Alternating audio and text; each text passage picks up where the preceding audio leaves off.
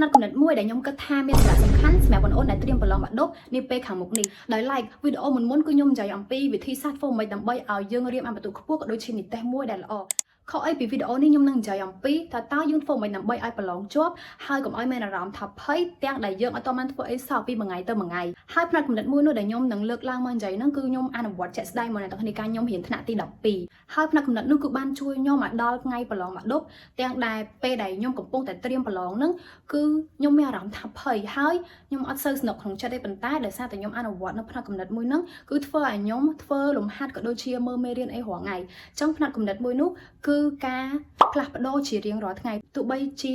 ពីមួយថ្ងៃទៅមួយថ្ងៃយើងផ្លាស់ប្ដូរបន្តិចបន្តួចក៏ដោយក៏យើងនៅតែផ្លាស់ប្ដូរដែរបានន័យថាឧទាហរណ៍ថ្ងៃហ្នឹងគឺយើងរៀនធ្វើអនុគមបានមួយអញ្ចឹងទៅអញ្ចឹងថ្ងៃស្អែកយើងបដូរពីការធ្វើអនុគមក៏ទៅជាការមើលមេរៀនការទន្ទិញមេរៀនបាន5 10សំណួរឬក៏5 10សំណួរអីចឹងទៅអញ្ចឹងការផ្លាស់ប្ដូរជារៀងរាល់ថ្ងៃគឺធ្វើឲ្យខ្ញុំមានអារម្មណ៍ថាយើងធ្វើតិចតែប៉ុន្តែយើងបានរៀនចេះវាបានច្រើនអ្នកទាំងអស់គ្នាកុំព្យាយាមដាក់សម្ពាធលើខ្លួនឯងត្រូវតែ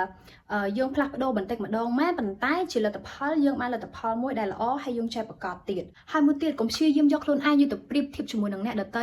វានាំតែរឿងឲ្យយើងទេបានន័យថាយើងស្មុគស្មាញចិត្តហើយយើងនៅយកខ្លួនឯងយកទៅប្រៀបធៀបជាមួយនឹងអ្នកដទៃទៀតមិនបាច់ទេអ្នកទាំងអស់គ្នាអាហ្នឹងវាអត់មានចំណេញអីទេធ្វើមិនឲ្យតែខ្លួនឯងផ្លាស់ប្ដូរពីមួយថ្ងៃទៅមួយថ្ងៃទៅហើយប្រសើរជាងមុនទៅបានហើយ